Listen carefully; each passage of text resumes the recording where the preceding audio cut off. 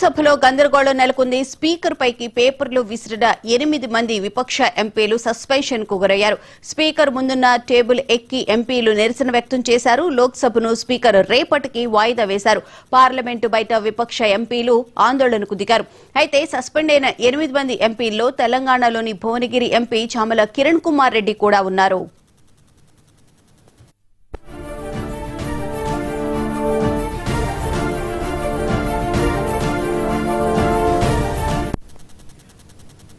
లోక్సభలో 8 మంది ఎంపీలను సస్పెండ్ చేశారు. ఇక ఇదే అంశానికి సంబంధించిన పూర్తి వివరాలను మా Delhi bureau chief Shirish live లో అందిస్తారు. శిరీష్, చెప్పండి, 8 మంది ఎంపీలను సస్పెండ్ చేయడానికి ప్రధాన కారణం ఏంటి అసలు? భువన మధ్యాహ్నం 2 గంటల ప్రాంతంలో సభ అనేది కూడా ప్రారంభమైంది. నిన్న రాహుల్ గాంధీ ప్రసంగం ఏదైతే ఉందో, రాహుల్ గాంధీ ప్రసంగం పదే అంతరాయం కలగడంతో ఆయన ప్రసంగం ఈరోజు మధ్యాహ్నం మళ్ళీ తిరిగి 2 గంటలకు ప్రారంభించారు. ఈ సమయంలో స్పీకర్ చైర్లో ఉన్న తెన్నేటి కృష్ణప్రసాద్ గారు రాహుల్ గాంధీకి సరైన సమయం అనేది కూడా ఇవ్వకపోవడంతో కాంగ్రెస్ పార్టీ ఎంపీలు ఆందోళన చేశామని చెప్పేసి కూడా చెప్తున్నారు. సో ఇదే అంశంపై మాట్లాడడానికి మనతోటి చామల కిరణ్ కుమార్ రెడ్డి గారు ఉన్నారు. సరే, యాక్చువల్గా 2 గంటలు 3 గంటల ప్రాంతంలో ఏం జరిగింది, సస్పెన్షన్కు దారితీసిన పరిస్థితులు ఏంటి? ప్రెసిడెన్షియల్ డిబేట్లో భాగంగా 18 గంటల చర్చ పార్లమెంట్లో అనుమతి ఇచ్చారు. ఈ డిబేట్లో భాగంగా కాంగ్రెస్ పార్టీ తరపున, అదే ఇండియా కూటమి తరపున leader of opposition Rahul Gandhi గారికి ½ అన్ అవర్ మాట్లాడే అవకాశం వచ్చింది. ప్రెసిడెన్షియల్ స్పీచ్లో ఎన్నో అంశాలు ప్రెసిడెంట్ అడ్రస్ చేయలేదని, భారతదేశం క్లిష్ట పరిస్థితుల్లో కొన్ని అంశాలలో ఉంది అన్న విషయాన్ని రాహుల్ గాంధీ గారు మాట్లాడే ప్రయత్నం చేసినప్పుడు బీజేపీ వారిని పొగిడితే తప్ప వేరే వాళ్ళకి మైకులు ఇచ్చే పరిస్థితి లేకుండా నడిపిస్తారు హౌస్ని. ఎందుకంటే అపోజిషన్ లీడర్ మాట్లాడే అంశాన్ని ప్రతిసారి నిన్న సాయంత్రం కూడా డిస్ట్రాక్ట్ చేసిర్రు. కావాలని కొంతమంది ఎంపీలకు మైకులు ఇస్తారు. నిషికాంత్ దూబే, అనురాగ్ ఠాకూర్, వీళ్ళందరికీ కూడా కావాలని మైకులు ఇచ్చి మరీ డిస్ట్రాక్ట్ చేస్తారు.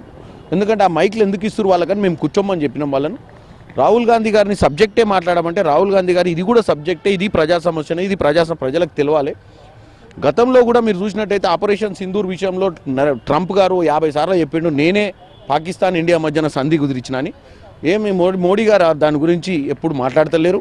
మరి ట్రంప్ అంటే మోడీకి ఎందుకు భయం, ఈ నరేంద్ర మోడీ సరెండర్ ఎందుకైంది అనే విషయంలో మేము ప్రతిసారి ప్రశ్నించినాం. కానీ ఇవన్నీ దేశ అంతర్గత సమస్యలు, ఇవి మాట్లాడొద్దు మనం అని చెప్తారు. ఏదైనా ఉంటే ఎందుకు రైతులకు అన్యాయం చేస్తుర్రు, ఎందుకు అమెరికా నుంచి వచ్చే ఇంపోర్ట్స్కి ఓపెన్ మార్కెట్ ఇస్తుర్రు, ఇక్కడున్న రైతుల ఉత్పత్తులకు దెబ్బ పడుతుంది కాబట్టి అది కూడా మాట్లాడనియరు.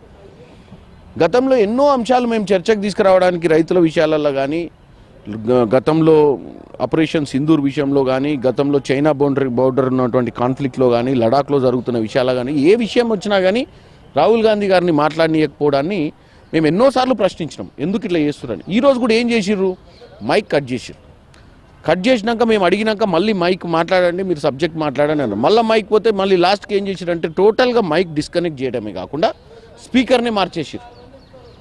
ఎవరికైతే అవకాశం ఇచ్చే మెంబర్ని రాహుల్ గాంధీ గారి నుంచి ఇంకొక పార్టీ వారికి ఇచ్చారు.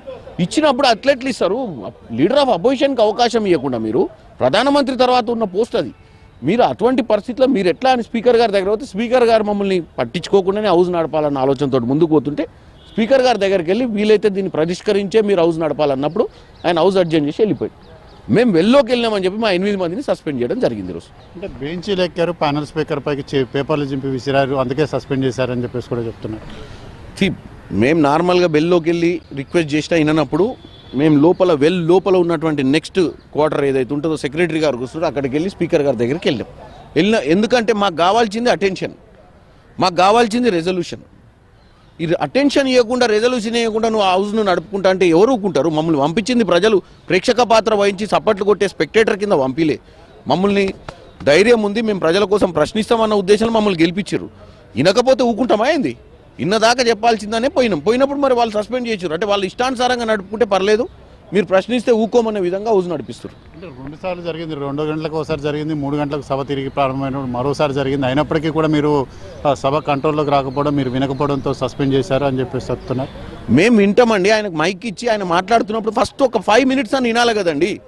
రాహుల్ గాంధీ గారు మాట్లాడి అనగానే ఆగండి అంటారు. ఏంది ఆగండి? నువ్వు మీరు చూడండి, రాహుల్ గాంధీ గారిని కంటిన్యూగా 5-10 మినిట్స్ మాట్లాడినిచ్చిరా లేదా అనేది మాట్లాడినిస్తే కదా దేశ ప్రజలకు తెలిసేది ఏం సబ్జెక్ట్ మాట్లాడుతుండో.